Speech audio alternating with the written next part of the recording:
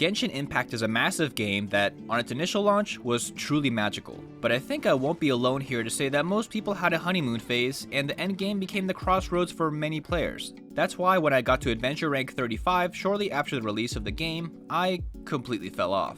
With no new events at that time, and before the arrival of any new characters, that endgame grind was brutal back then, and didn't have enough of a draw for me to stay and complete even my dailies.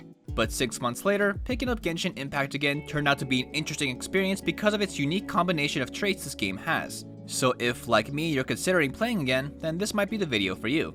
If you'd like to see more Genshin Impact content, let us know by liking this video so we can do more in the future. After not playing for 6 months, I started up Genshin Impact again, and I initially felt indifferent to the game. At this point, there have been a few amount of updates added, including a new mountain area to explore and new Primo Gem goals to hit. As I continued playing, my feeling of FOMO, or fear of missing out, slowly started to grow more and more, which I guess comes with the territory of any live service game that you haven't played in a while.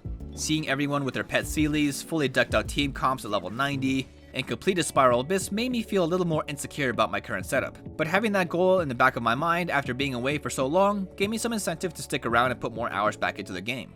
Yes, I'm still getting burnout from farming the same places over and over again, but this open world with all of its beautiful vistas to this day is still complete eye candy and hasn't lost its charm.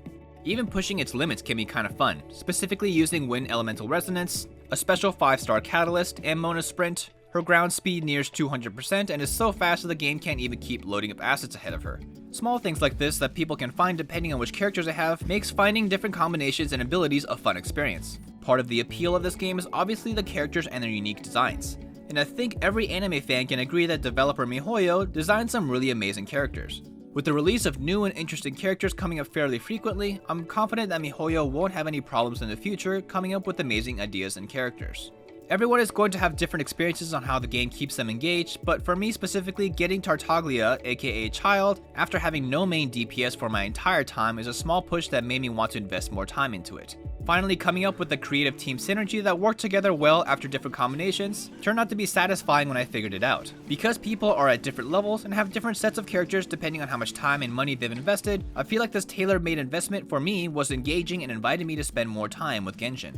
This does bring up a good point though. Is gacha still a bad mechanic? While it can turn out to be harmful in under certain circumstances, I think Genshin Impact incorporated it well enough into the system of a pretty much AAA experience that I feel like it's hard to judge it from my perspective, and rather it should be judged by each person individually. What I will say is that having some experience in the gacha field with older games such as Brave Frontier and Final Fantasy Brave Exvius, when I returned to those games months later like I did with Genshin, I wasn't nearly as interested, even though I put a lot of time into those games. They lasted about an hour on my phone before I deleted them again, which definitely says something. Genshin Impact stands out in that regard, and I enjoy it enough to spend time with it again. And I'll be patiently waiting to see the new map section that opens up with the Traveler's new element. And obviously the game's community speaks for itself as well, as it's one of the biggest live service games still standing next to other behemoths such as Fortnite, Apex Legends, and others.